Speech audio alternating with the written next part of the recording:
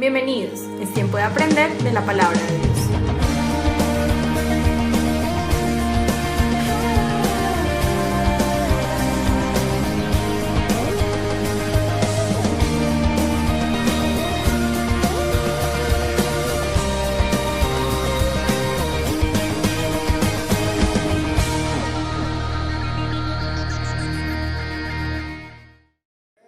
Hoy quiero hablar algo pertinente a la familia. ¿Ustedes cuántos conocen la enseñanza de las tres sillas? Levante la mano. Vamos a profundizar un poco en la vida de uno de estos hombres que vimos como ejemplo en la enseñanza de las tres sillas el día de hoy, levantando nuestras generaciones. Amén. Pero ¿cuántos trajeron Biblia? A ver, quiero ver las manos levantadas. ¿Cuántos trajeron Biblia? Por este lado la voz de tres Biblia. 1, 2, 3 Biblia. Bien, bien. No los veo yo, pero Dios los ve. Por este lado, a la voz de tres Biblia. 1, 2, 3 Biblia. Bueno, hay más gente a ese lado, ¿cierto? No sé si más Biblias, pero sí más gente. Muy bien. Bueno, en este momento también tenemos un retiro de Rever, el ministerio de restauración que tenemos. Están 30 personas, líderes de la iglesia, reunidos en una finca, en tiempo sanando el dolor se llama. Este ministerio es bien lindo, cómo ha trabajado en el corazón Dios de muchas personas, se lo recomendamos. Si alguien ha estado viviendo momentos muy duros emocionales, cosas traumáticas que todos tenemos, es un ministerio donde nos encontramos totalmente con Jesús y Él puede sanar nuestras heridas. ¿Cuántos creen que Jesús sana? Jesús sana, Jesús salva, Jesús transforma vidas. Amén. Bueno, ya vi que todos tenían Biblia, voy a comenzar. Antes de leer, vamos a hablar de las tres sillas, generaciones, día de familia, ¿cierto? Fe en nuestros hogares. 60 días de fe venimos trabajando, pero me puse a investigar y encontré un estudio de un grupo llamado Barna Group. ¿Por qué los jóvenes abandonan la fe? Hay una preocupación grande en países europeos donde los jóvenes no quieren saber y por lo consiguiente niños tampoco de Dios. Es más, países como España, el cristianismo ha perdido mucha fuerza, aún el cristianismo católico ha perdido mucha fuerza. En Holanda, Suiza, que eran países totalmente evangélicos, también han perdido fuerza el evangelio, ha cobrado más fuerza hacia el occidente. En Estados Unidos muchos jóvenes de padres cristianos no quieren saber de Dios. Y si es un estudio, yo sé que el Señor cuida a su iglesia, tiene un remanente y su iglesia avanza, pero me preocupa las generaciones, ¿cierto? Una de las cosas que usted ve en Estados Unidos es que encuentra edificios muy grandes y propios. Nosotros aquí tenemos el anhelo de tener una casa para el Señor, en su tiempo la tendremos, seguimos ahorrando, pero edificios propios. He estado predicando allá, catedrales hermosas para el Señor, en las cuales tú encuentras 15 personas nomás, y la mayoría ancianos, porque los jóvenes ya no quieren ir. O sea, tienen el edificio, pero no tienen gente. Y aquí, gracias a Dios, hay gente que ama a Dios, necesitamos el edificio. ¿Pero por qué? Este grupo que hizo la investigación encontró varias cosas. ¿Por qué de 5 jóvenes, 3 abandonan la fe y 2 continúan con el Señor? Y lo primero es que la iglesia es excesivamente protectora, dicen los jóvenes. ¿Cómo así excesivamente protectora? Los cristianos demonizan todo con lo que tiene que ver fuera de la iglesia. Y la mayoría ignoran los problemas del mundo real. Y estamos más preocupados por el impacto negativo que producen las películas, la música y los videojuegos en nuestros jóvenes. Y si bien es cierto, la música, películas y videojuegos genera un impacto positivo o negativo en nuestros jóvenes, no es lo más importante. Entonces estamos convirtiendo a nuestros jóvenes, los estamos sacando de la iglesia simplemente por protegerlos, porque no pueden ver películas de tal productora, porque ahí hay cosas raras y vieron drogas. Y a nuestros hijos, si bien es cierto, hay que guiarles e instruirles en esto, tenemos que enseñarles que el mundo es cruel y que en el mundo se mueve todo eso, pero que un hijo de Dios puede vivir firme en el Señor. ¿Cuántos dicen amén? Entonces poderles explicar, pero los jóvenes se están yendo por eso. Dice que hay una excesiva protección en la iglesia. Lo segundo, que la iglesia es aburrida. Muchos jóvenes dicen, qué pereza ir a la iglesia. ¿A cuántos les han dicho qué pereza ir a la iglesia? Ahora, quiero que repitan algo. Dios no es aburrido. Fuerte, fuerte. Dios no es aburrido. Algunas veces yo sí. El aburrido no es Dios, somos nosotros muchas veces. Y aburrimos a nuestros hijos con la cantaleta. Yo tenía un amigo en Medellín que tenía un grupo discipulado y paradójicamente grande. Iban como 25 a 30 personas y ese hombre le daba una pereza hacer el grupo. Recuerdo tanto un día que él dando el grupo tenía tanta pereza de dar el grupo que dando grupo, y se los prometo que fue así. No, se los prometo, dicen los jóvenes, pero es verdad. Este joven dando el grupo, él a 20 y pico de personas se quedó dormido. Él, el que estaba enseñando, se quedó dormido. Imagina, hermano, la Biblia dice que ahora puede ser un problema de vitaminas, está mal dormido, pero repitan, Dios no es aburrido. Yo sí. Y los jóvenes están viendo aburridos. ¿Por qué ven la iglesia aburrida? ¿Por qué la ven así? Dicen porque los cristianos creen que tienen todas las respuestas, ¿cierto? Y están siempre en contra de la ciencia. Y quiero decirle que la ciencia es de Dios. ¿Cuántos dicen amén? La ciencia es de Dios. De hecho, yo me di a la tarea de buscar científicos que eran cristianos y encontré más de 100 científicos que hicieron historia que amaban al Señor. Voy a nombrarle dos nomás. Louis Pasteur, cierto que fue un gran científico. ¿Quién fue Louis Pasteur? Fue pionero de la microbiología moderna y desarrolló la vacuna de la rabia. Él amó a Dios. Hay otro que lo han escuchado mucho, se llama Nikola Tesla, ¿cierto? Nikola Tesla, ingeniero físico, fue el inventor del uso actual de la energía eléctrica por corriente alterna. Y así cualquier cantidad. Entonces, se aburren los jóvenes porque hablan en contra de la ciencia, están mirando qué se ponen y qué están viendo, pero no trabajamos en sus corazones. Tercero, los jóvenes también están dejando la iglesia porque frente a sus luchas de sexualidad, cuando han cometido un error, son juzgados severamente en vez de ser restaurados. Eso dicen los jóvenes. Jóvenes con sus pasiones desordenadas, algunos caen, la idea es que no, pero caen y son juzgados por eso. A ver, ¿cuántos han caído en su área sexual? No, levanta. Yo, pastor, yo soy refornicario, pero todo bien.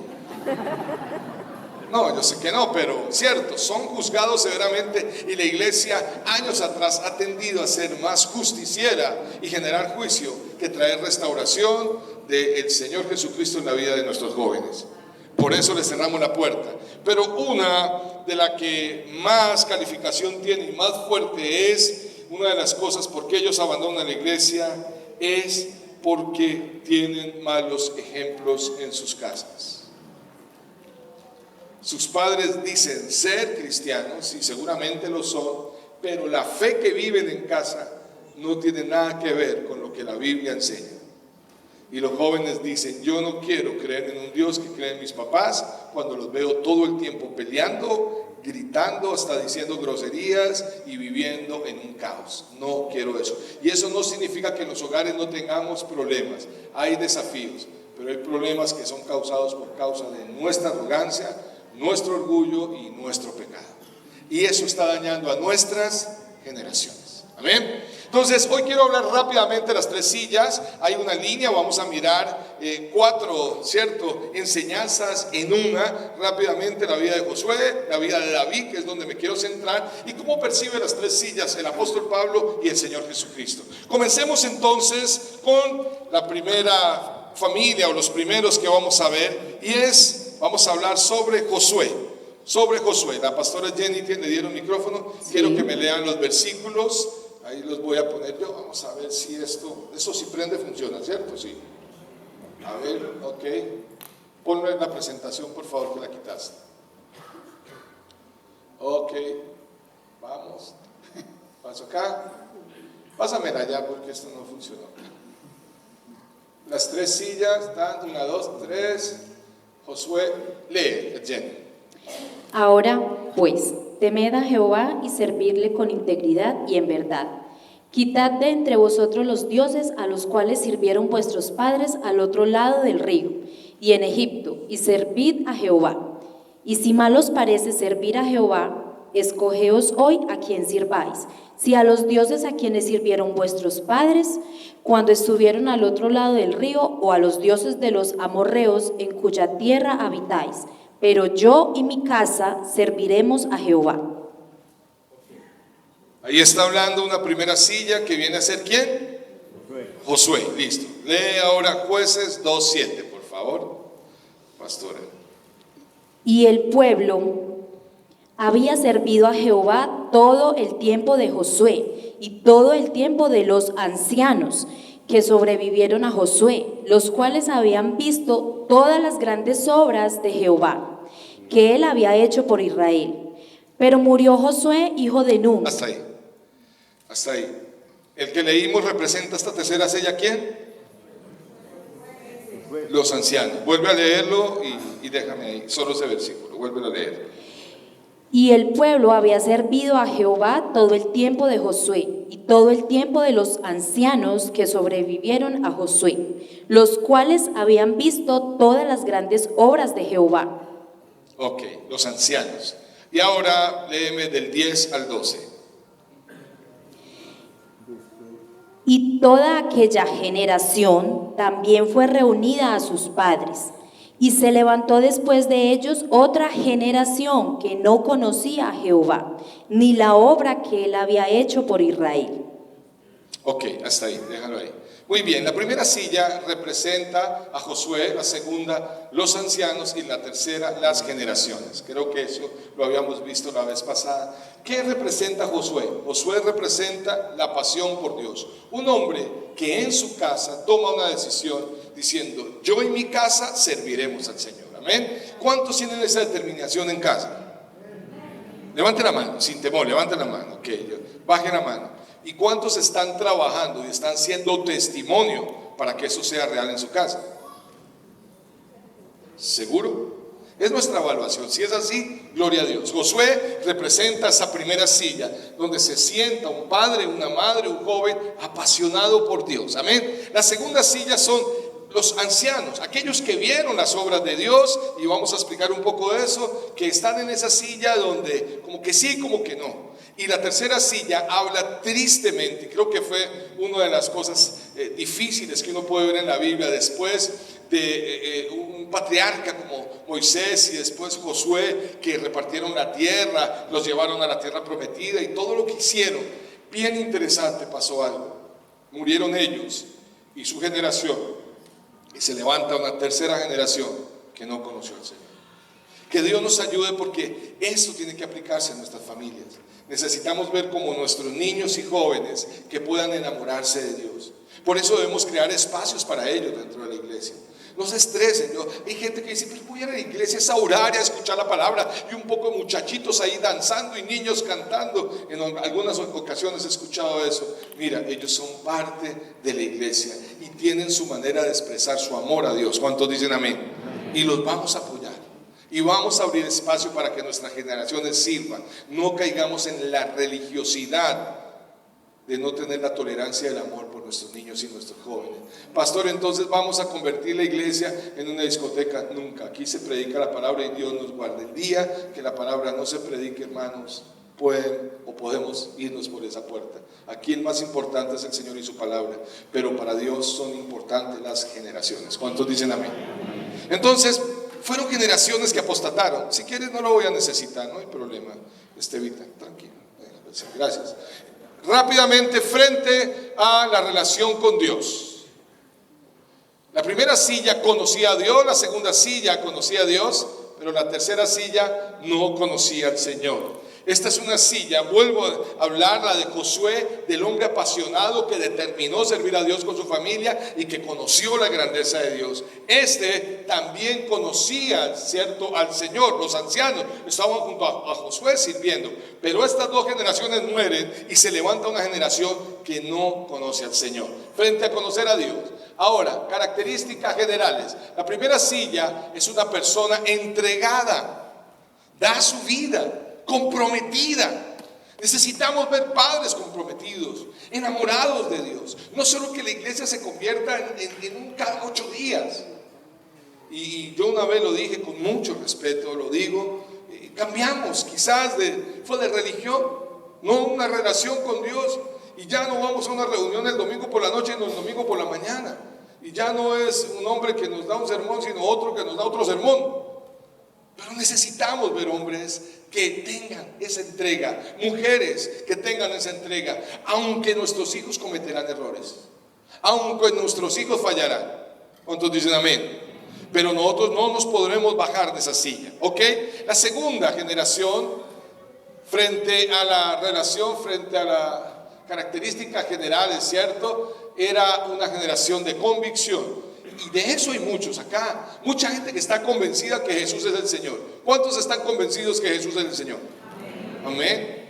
Ahora, no sé si todos tienen entrega, porque yo estoy convencido que es, pero a veces no estamos tan convencidos, pero no tenemos una entrega para Él. Y la tercera generación, pues no, era una generación que no conocía, por lo consiguiente era una generación conflictiva, ¿cierto?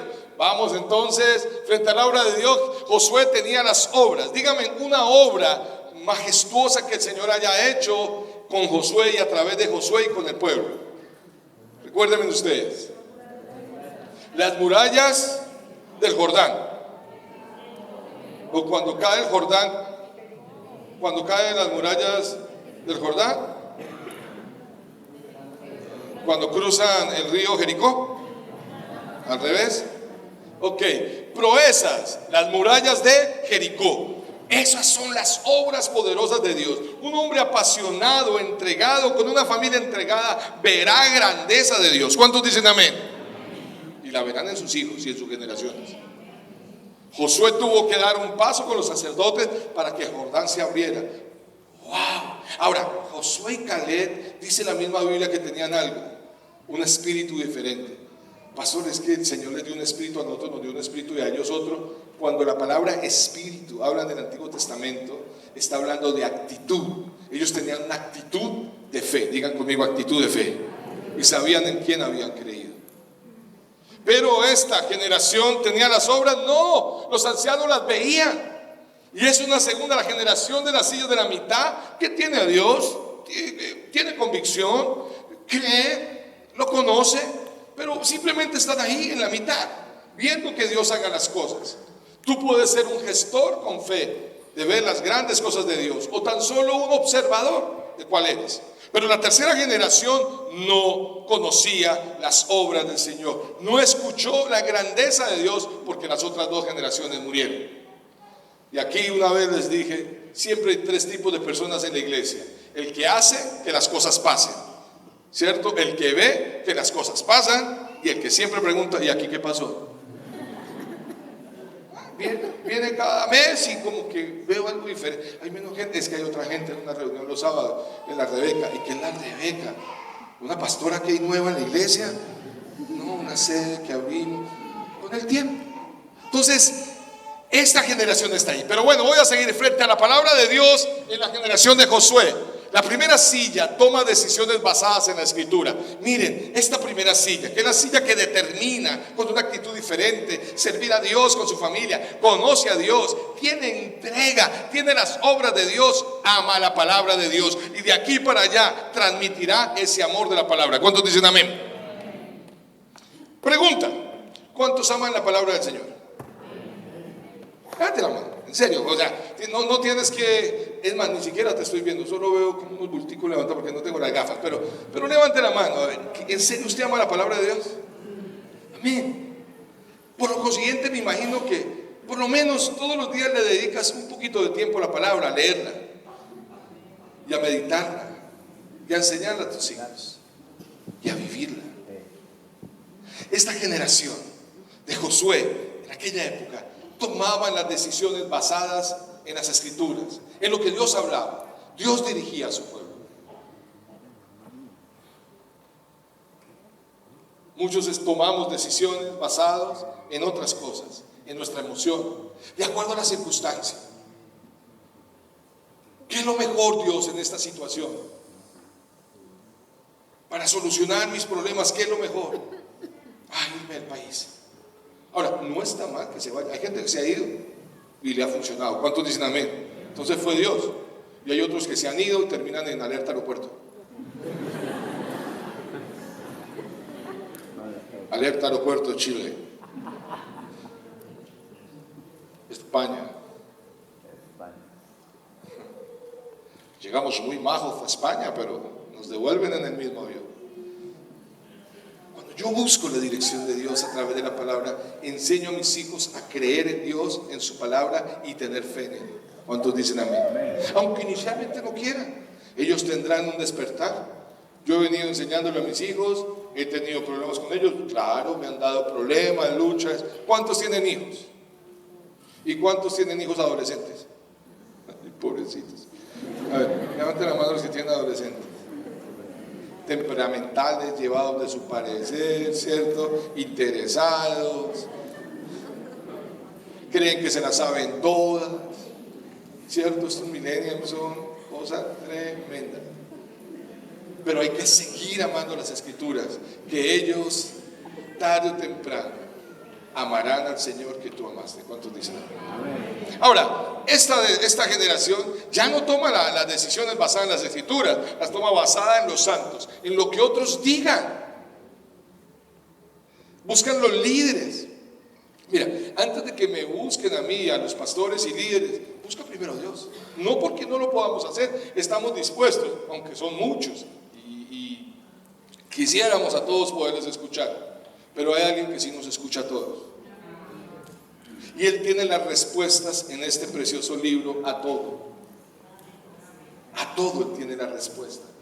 No estoy evadiendo mi trabajo como pastor. Yo sé que soy pastor. Y constantemente en la semana estamos haciendo mucho trabajo con los pastores y el equipo que Dios nos ha dado. Pero qué lindo encontrar hombres, mujeres y jóvenes que un día toman la decisión de estar en la primera silla, entregados al Señor, conociendo sus obras, sirviéndole a Él y fuera de eso tomando decisiones basadas en su palabra. Es una generación totalmente apasionada. El apasionado se conoce porque con el tiempo muchos le dicen fanático y te dicen cálmate, cálmate, fanático tampoco tanto. ¿A cuántos les han dicho eso? No se meta tanto, ya le lavaron el cerebro. Esa fue la primera respuesta de mi familia cuando yo empecé a ir a una iglesia cristiana y a buscar más firmemente a Dios. Me dijeron, le lavaron el cerebro. Y yo, pues sí, me lavaron el cerebro, la boca, el estómago y todo mi cuerpo y mi ser con sangre preciosa. Gloria, aleluya, qué pandereto, ¿cierto? Pero apasionados. Pero muy bien, vamos avanzando porque quiero llegar al de David. Y las generaciones, me devuelvo, toman ya no las decisiones en la palabra, mucho menos buscan el consejo de alguien que posiblemente le pueda ayudar, sino en las tendencias. Y entonces ahorita la tendencia es amar más la creación que al creador. Y no está mal que amemos la creación. No tengo problema. Porque el que ama al creador ama la creación. ¿Cuántos dicen amén? Ama la naturaleza, ama los animales. ¿Cuántos dicen amén? Pero las tendencias están llevando a la gente al extremo, al punto de juzgarse. Entonces, si tú comes carne, hoy en día hay un sector que te va a juzgar por comer carne. Algunos lo hacen, no comen carne por convicción, pero otros lo hacen solo por contienda. Que porque están matando a los animales no comen carne, que pobrecitos los animales. Pero no he visto el primer vegetariano con zapatos de lechuga. Pues no quiero ofender. La mayoría los ponen de cuero también. Entonces, no estoy diciendo que esté bien o mal, no quiero ofender, vuelvo y digo. Lo que quiero decirte es que seamos honestos. Las tendencias están guiando a nuestros jóvenes. Y si la tendencia ahora es, como yo les decía, no hijos sino gatos, pues amén. Amo los gatos, bueno, de lejos, me gustan más los perros. Me gusta sufrir más, porque con los perros usted tiene que cuidarlos, llevarlos. Los caballos me encantan. ¿Cuántos les gustan los caballos? Me encanta, pero no me cabe en la casa. Por mí, tendría uno en el patio, un caballito, ¿cierto? Los animales son hermosos. Pero ha llegado esta generación al punto de que se casan y el Señor nos llamó, ¿cierto?, a dejar generaciones, a procrear. Pero hay muchos, pero bueno, por el error de otros hombres tú no vas a dejar de obedecer ese mandato que Dios te ha dado. Que no ha llegado porque Dios, bueno, si Dios no lo ha enviado, vas a confiar en Dios, y si no, hay muchas maneras de ser padre. ¿Cuántos dicen amén? Pero no, esta generación, la tendencia es mejor tener los animales. Vuelvo y digo, eso lo respeto, no estoy diciendo que sea malo, pero son tendencias. Y los jóvenes están tomando decisiones basadas en las tendencias. y han olvidado la escritura, porque quizás desde la primera silla que de pronto pasó a la segunda, ya su generación está en la tercera. He conocido personas y quizás muchos de nosotros un día hemos estado acá y terminamos pasándonos a estar ahí. Entonces, queridos, yo quiero animarles a ustedes a que vivamos así. Pero bueno, voy a meterme más en la vida ahora de David. Esas son frente a Josué. Ahora David. Voy a leer los textos, paso 1, 2, 3 sillas. La primera silla voy a leerla, que está de David en Hechos 13:22. ¿Qué dice la Biblia en Hechos 13:22? Ok, ¿cuántos están conmigo? Dice así: después de quitarlo, le levantó por rey a David, del cual Dios también testificó y dijo: he hallado a David, hijo de Isaí, un hombre conforme a mi corazón, que hará toda mi voluntad. Primer libro de Samuel 13:14 dice lo mismo que dice Hechos 13, que el Señor levanta un hombre conforme a su corazón. ¿Quién es? David. Ahora la segunda silla, vamos a ver quién es. Primer libro de Reyes, yo solo se lo leo y ustedes escuchan. Capítulo 11, versículo 4 y 6. Primero de Reyes 11, del 4 al 6. Pues sucedió que cuando Salomón era ya viejo, sus mujeres desviaron su corazón tras otros dioses, y su corazón no estuvo dedicado por entero al Señor, su Dios, como había estado el corazón de David su padre. Porque Salomón siguió a Astoret, diosa de los sidonios, y a Milcom, ídolo abominable de amonitas. Salomón hizo lo malo a los ojos del Señor y no siguió plenamente al Señor, como lo había seguido su padre David. El tercero está en Segundo de Crónicas, capítulo 12, versículo 1. Segundo de Crónicas 12, 1.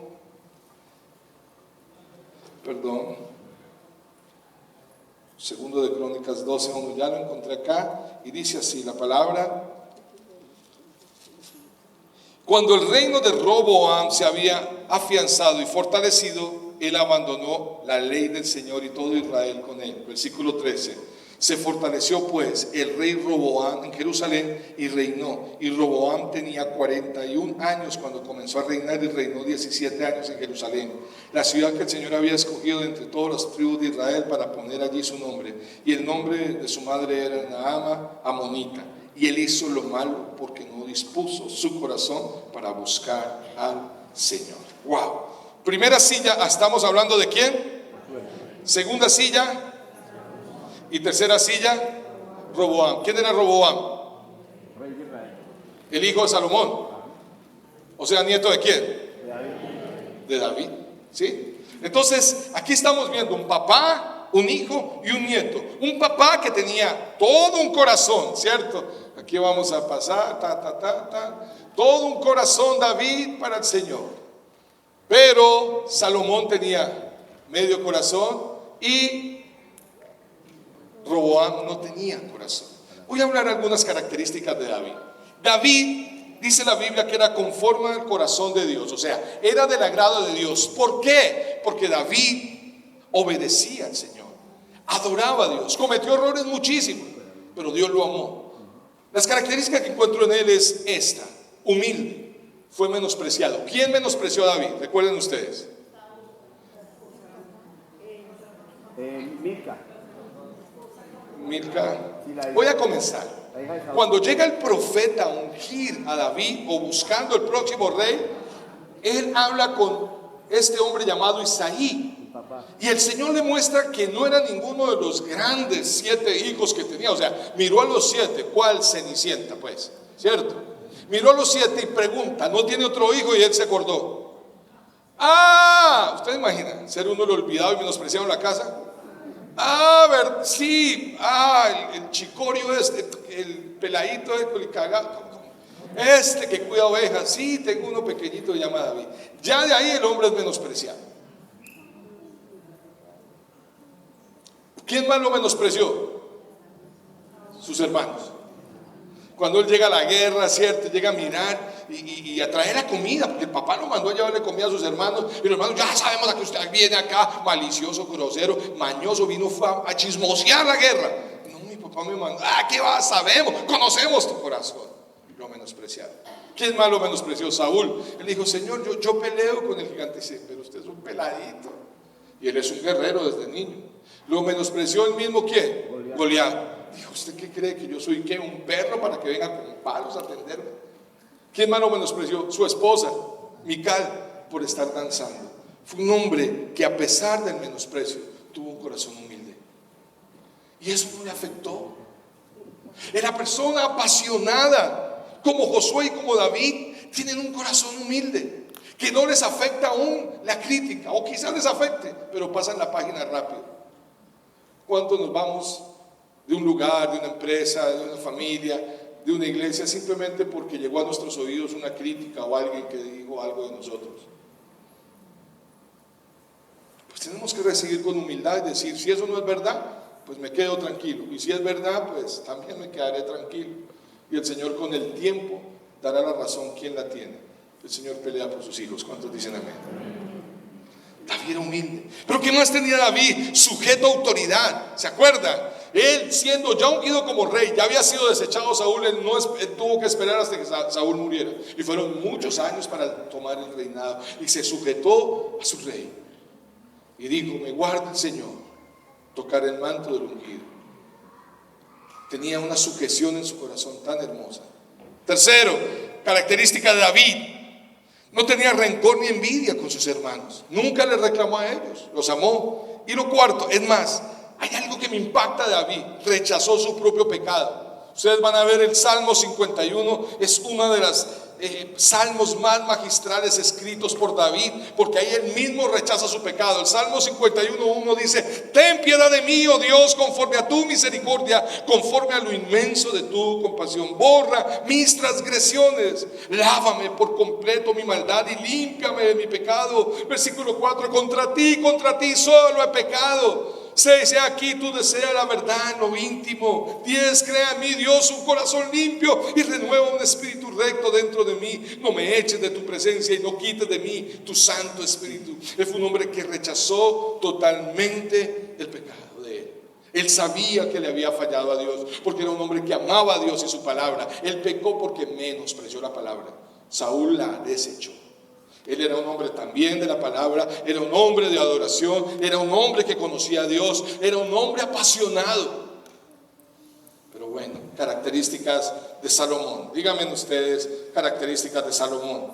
Salomón, ¿qué tenía? Aparte de que tuvo 1001 esposas, 700 esposas, 300 concubinas y la hija de Faraón. Y les dije que el problema no eran las 1001 esposas, sino las 1001 suegras. Eso ya es una lucha grande para él. Era un hombre de paz. Salomón viene de una raíz que es Shalom, de donde viene Shalom, que es pacífico. Él era pacífico y tuvo en 40 años en paz, casándose con mujeres extranjeras, pero tenía medio corazón. Tenía medio corazón. Él fue apreciado por Dios porque pidió sabiduría y no riqueza. Y Dios le dijo: ahora le doy sabiduría y riqueza.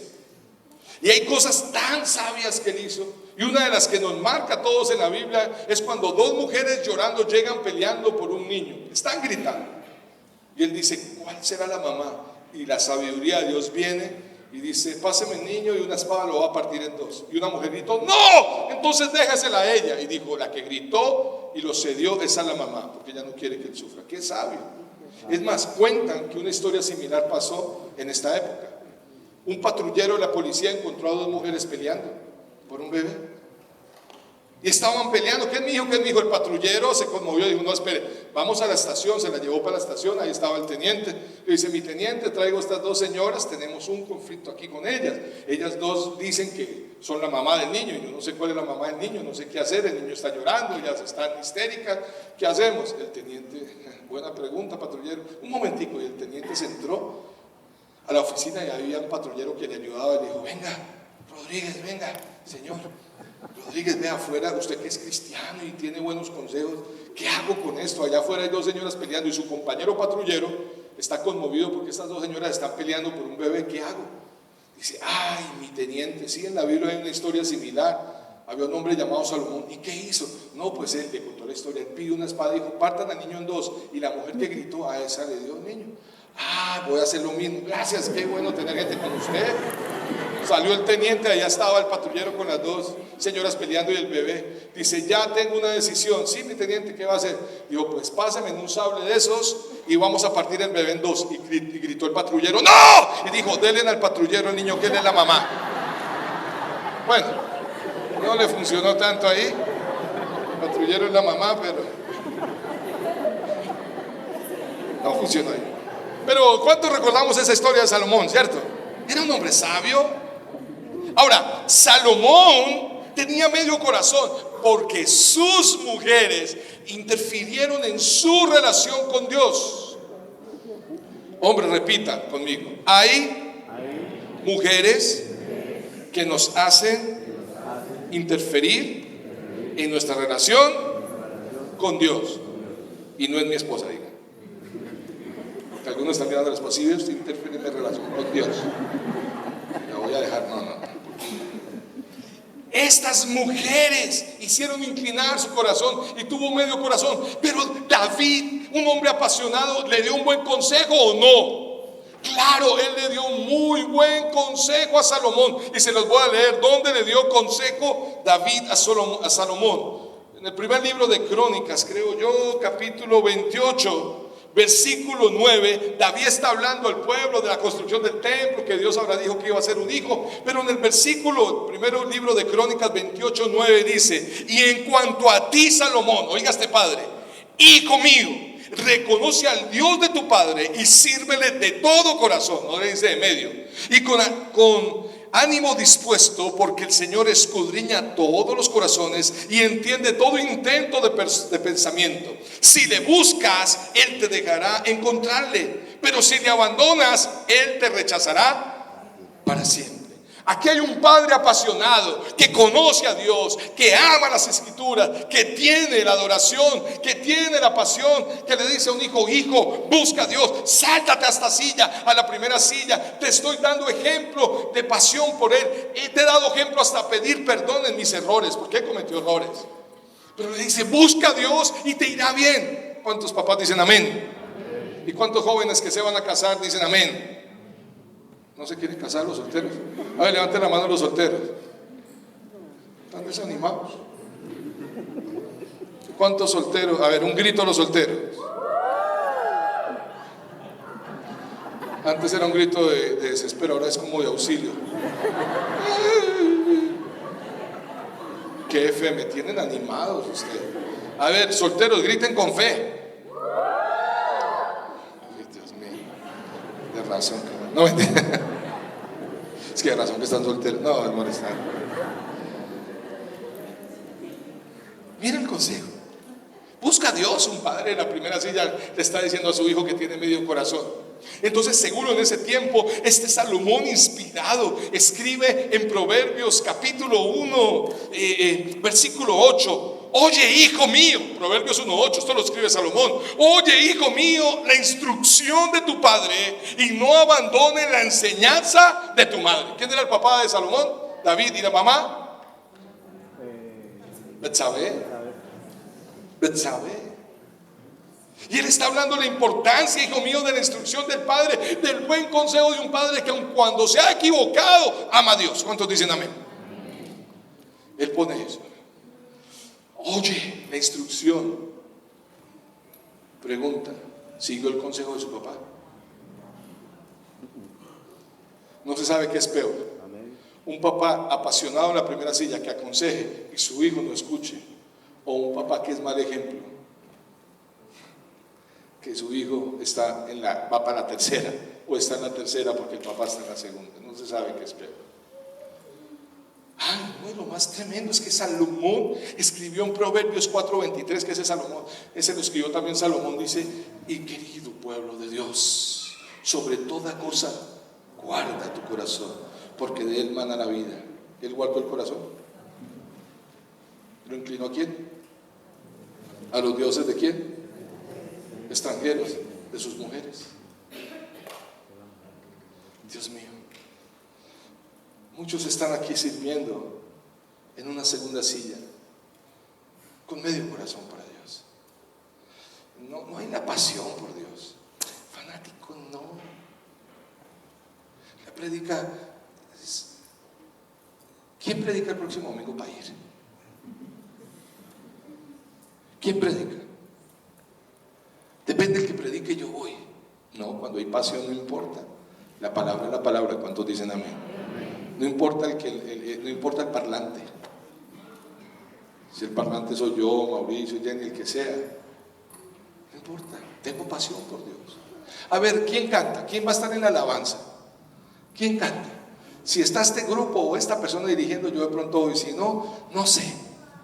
No sé. Es día de familia, ¿sí? ¿Hay dancitas? Sí, hermoso, porque, no sé, es que no me cuadra. Es que no son para ti, son para Dios. Y lo hacen con tanto amor estos chicos.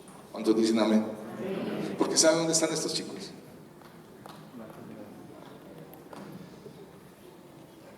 Pero bueno, inclinó su corazón, no escuchó el consejo. Pero voy terminando. ¿Dónde está Juanse? Roboam, que habla segundo libro de Crónicas sobre él. ¡Wow! Este Roboam, tremendo. Porque Roboam dice en el versículo 1 del segundo libro de Crónicas 12:1, dice: cuando reinó Roboam, se había afianzado y fortalecido y abandonó la ley del Señor. ¿Dónde está el problema? ¿Abandonó qué? La ley del Señor. ¿Dónde estuvo el problema de Salomón? También no obedeció lo que su padre le dijo, de amar a Dios, de amar sus preceptos. No lo hizo. Pero mira, yo veo ya el problema más delicado de Roboam en el versículo 14, dice, de 2 de Crónicas 12: y él hizo lo malo porque no dispuso su corazón para buscar al Señor. Ponlo en la otra versión ahí, yo quiero mirarlo, cómo dice ahí. Y gracias por seguirme, Andreita. En la otra versión, el error de Roboam. Pero Roboam actuó mal porque no tuvo el firme propósito de buscar al Señor. Para mí ahí ya la predicación está. El firme propósito ¿de qué? De buscar al Señor. Saben que uno de los errores que tenemos los humanos en medio de nuestra emoción es el postergar. Hoy podemos decir: Señor, hoy sí. No hoy sí como la mamá, porque ese hoy sí era miedoso, ¿sí o no? Hoy sí, le decían a mí. Hoy sí, Señor, cuando llegue voy a tener el firme propósito de buscarte, porque yo quiero, a veces sea una motivación no la correcta, pero no es mala, que mis hijos te amen, porque la correcta es que tú le ames porque Él te ama, no que tú le ames para que tus hijos le amen, sino porque Él te ama y murió por ti. Él es tu Señor y es mi Señor, es nuestro Rey. ¿Cuántos dicen amén? Y salimos en el hoy tengo el firme propósito, pero en la noche lo olvidamos. O peor aún, tenemos la actitud de Faraón de decir mañana. ¿Recuerdan a Faraón?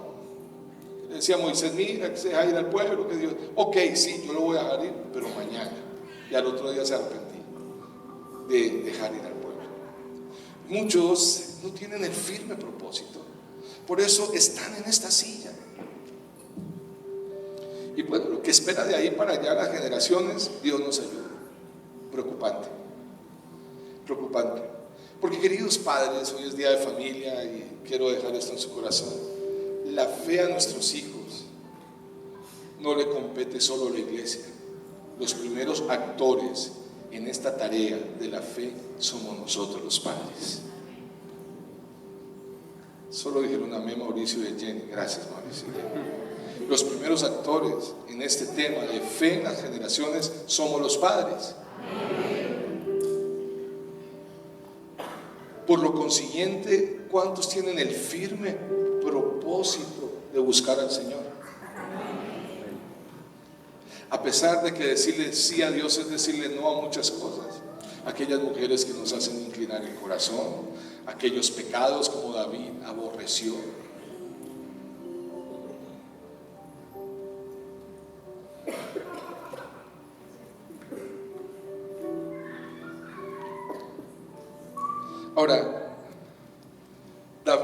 ¿Roboam tenía confianza con su padre? No creo mucho. Su padre se dedicó a las riquezas a tal punto que puso tanta opresión que desde Salomón empieza el pueblo a ser oprimido. Y ya por causa de la opresión que él puso de impuestos, cuando Roboam toma el pueblo de Dios, el pueblo se divide en el reino del norte y el reino del sur. ¿Por qué? Porque miren de dónde sacó consejo Roboam. No fue de su padre, sino en quién buscó consejo. Segundo de Crónicas 10, versículo 6, si lo puedes poner. Segundo de Crónicas 10, 6. Entonces, ¿cómo voy a reinar?, preguntó él.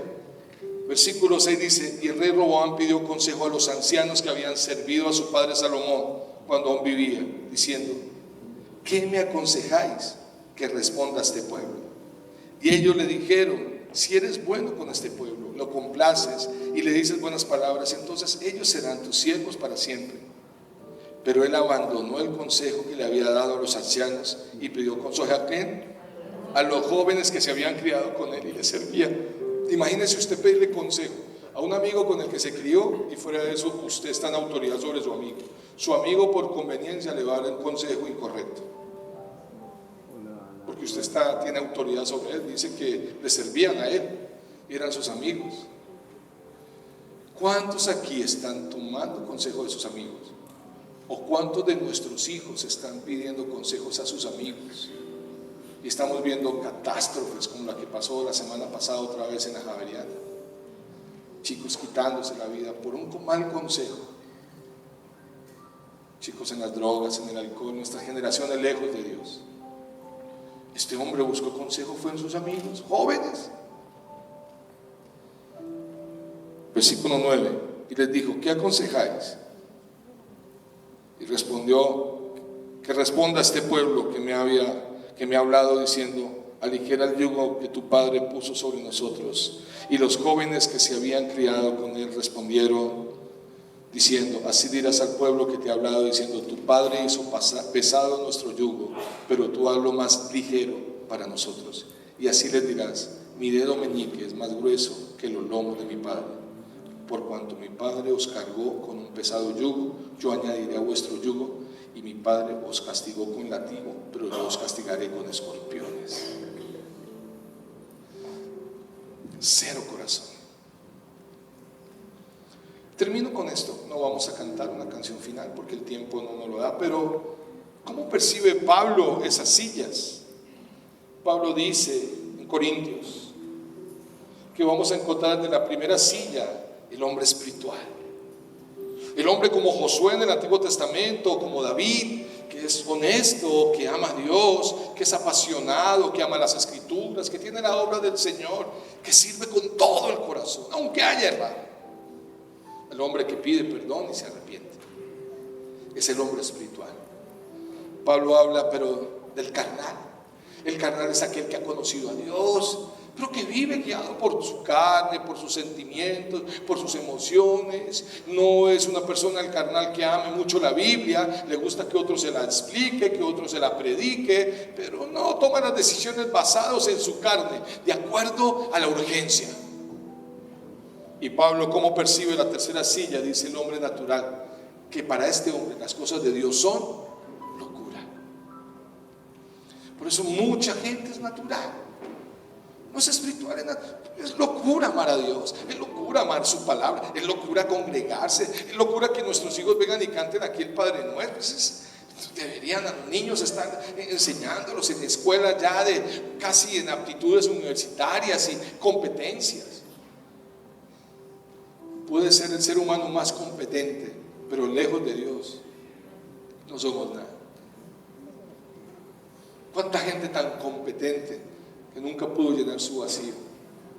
Tristezas de personas que dejaron una huella en el corazón de muchos, como Robbie Williams, por ejemplo. Un gran humorista, un gran actor, un hombre tan inteligente, y se quita la vida en un vacío. Sentimos mucho eso. Quizás estaba acá. No puedo juzgar qué pasó en su vida. Solo sé, ¿quién le habló del amor de Dios? ¿Será que alguien se acercó a decirle que Dios le podía cambiar y llenar su vacío. No, porque para muchos eso es locura. ¿Y cómo percibe Jesús, para terminar esto y orar? Jesús lo percibe de esta manera: las sillas. La primera silla en la que se sentó Josué, en la que se sentó David, podríamos ver muchos hombres más del Antiguo Testamento como ejemplo. Jesús habla de esta primera silla, del apasionado, del entregado, del que ama la palabra, del que tiene las obras. Lo habla el caliente, aquel que hay un fuego en su corazón por Dios, que no se apagará a pesar de el caliente. ¿Cómo percibe Jesús a esta silla? La silla de los ancianos que vieron las obras, tenían una convicción, sí, quizás sí. Esta silla que tomaba decisiones bajo consejo de otros. Esta es la silla que como que sí, como que no. Esta es la silla que percibe Pablo como carnal. Jesús la llama tibio, un tibio, que dice: y lo vomitaré de mi boca. ¿Y cómo percibe Jesús las generaciones que no conocieron el Antiguo Testamento? Los hombres de un corazón tan lejos de Dios como un Roboam. Jesús habla, y Pablo lo percibe como natural. Jesús lo percibe como el frío, hablando espiritualmente hacia el Señor. Mi pregunta es, queridos padres y hermanos, en esta mañana: ¿en cuál silla estás? ¿Qué va a marcar una diferencia de esta generación?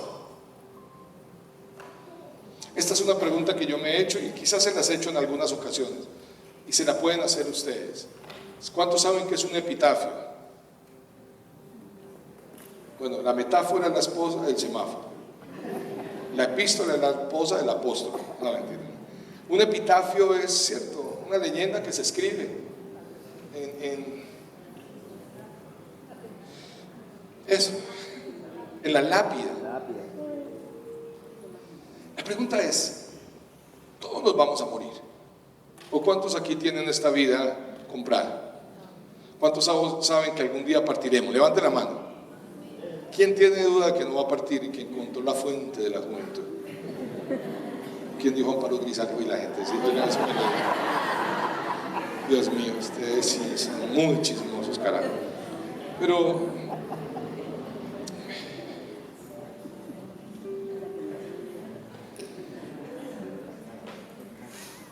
aquí yace un hombre que amó a Dios y a su familia, y que esa familia esté diciendo: y amamos a Dios porque mi papá y mi mamá me enseñó a amarlo. O no, por ahí encontraron la lápida de una suegra que dice así: aquí descansa Berta en paz, y en su casa también su familia descansa en paz de ella.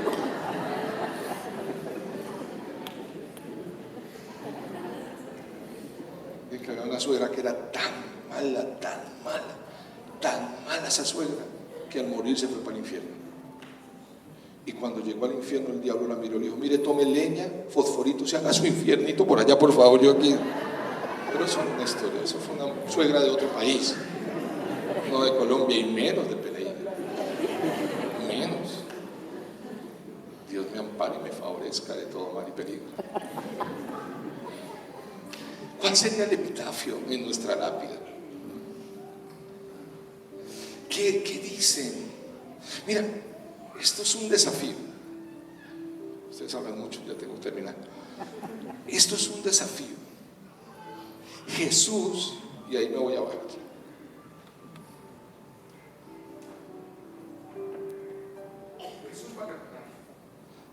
Jesús va caminando con sus discípulos, perdón que ya entré en la moda de los pantalones descaderados, ¿sí o no? Esa es la danza hoy en día en muchos lugares.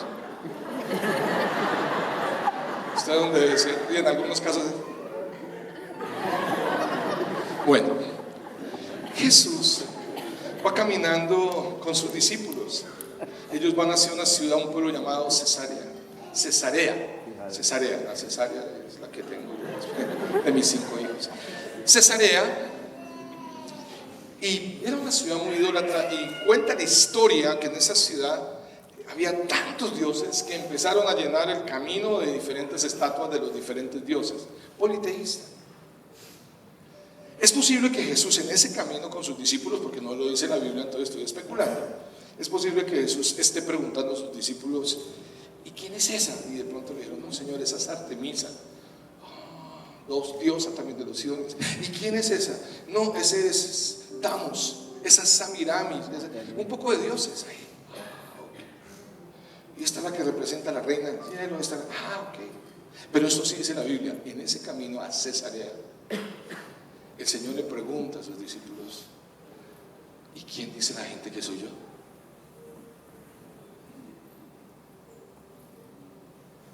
Y ellos dicen, Señor, algunos dicen que tú eres Elías, otros dicen que tú eres Juan el Bautista, otros que tú eres alguno de los profetas.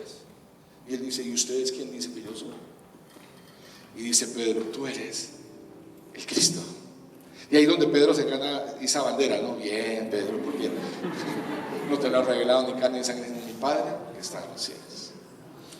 Y si bien es cierto que aunque el pueblo judío no tenía la revelación, iba una gran parte todavía de que Jesús es el Mesías, tenían un muy buen concepto de Jesús, porque lo compararon con Elías, hombre respetado por el pueblo judío, con Jeremías, con los profetas y con Juan el Bautista.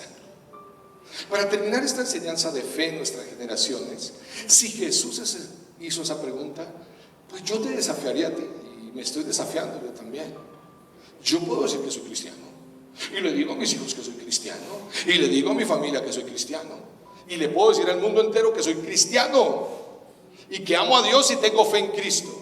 Pero la pregunta Jesús la hizo y tú la debes hacer. ¿Y quién dice la gente que eres tú? ¿O quién eres tú? Porque yo lo puedo decir, pero ¿quién dice la gente quién eres tú? Pongámonos sobre nuestros pies.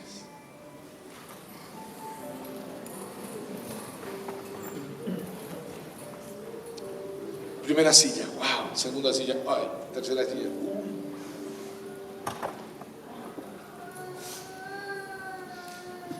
Vamos a orar para salir, pero estamos desafiados por Dios, ¿o no? ¿A cuánto les habló el Señor con las 3 sillas? Bueno, con su palabra. ¿A cuánto no les habló el Señor?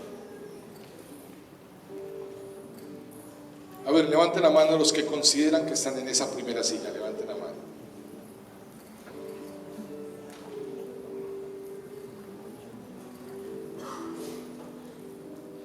Levanten la silla. Levanten la silla los que están en la segunda mano. Esa vez. Levanten la mano los que están en la segunda silla. Sienten que están ahí. Bueno, voy a preguntar por si acaso. Levanten la mano. ¿Cuántos están en la tercera silla? En la que creen que las cosas de Dios son locura. Si estás en la tercera silla no hay problema. Cristo te ama. Bienvenido a la comunidad cristiana de su casa. Podemos hablarte del Señor y puedes conocer más de Él. Yo quiero que cierren sus párpados ahí donde están y vamos a orar. Señor, hoy es un día diferente porque estamos celebrando ese día de familia. Un propósito que tú pusiste en el corazón de todos nosotros hace años para celebrar el último domingo de cada mes. Ayer hablamos de lo mismo y hoy volvemos a recordar estas generaciones de Josué, de David, cómo se percibe en Pablo, en el Nuevo Testamento, y por último en nuestro Señor Jesucristo. Y quizás algunos nos ubicamos en momentos de nuestra vida en la segunda silla, muchos quizás viviendo la tibieza, viviendo el sí y el no, la mediocridad.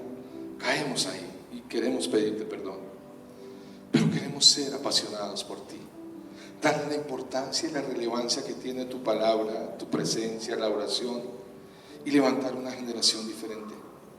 Nosotros quisiéramos determinar, como en el Antiguo Testamento Josué lo hizo, nosotros quisiéramos determinar: yo en mi casa te serviremos, Señor.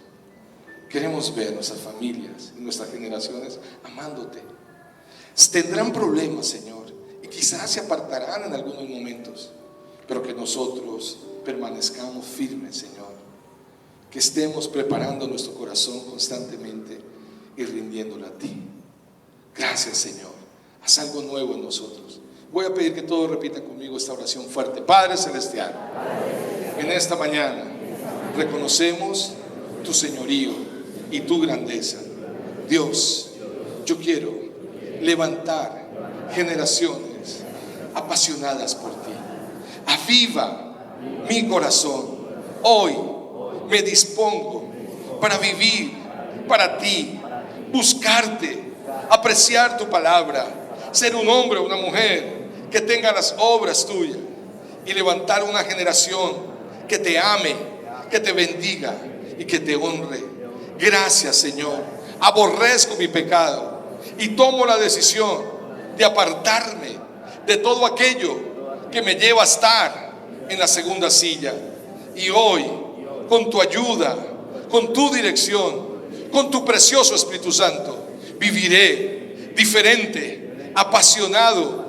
Me conocerán como alguien enamorado del Rey de Reyes y Señor de Señores, y extenderé tu reino a todo lugar que me lleves. Gracias, Señor, por mi vida que está guardada en ti, por mis generaciones y sobre todo porque mi vida y mis generaciones dependen de ti y son gracias a tu obra en la cruz. Te amo, Señor, en el nombre de Jesús. Amén y amén. ¿Cuántos pueden darle un aplauso al Señor? Yo sé que ustedes son gente de Dios apasionada. Amén. Querida familia, nos vamos, pero ánimo, seguimos la otra semana, 60 días de fe, si el Señor lo permite, nos renueva contrato. Bendiciones, el Señor les bendiga, el Señor les guarde y el Señor les sorprenda. No se vayan sin abrazar a varios hermanos.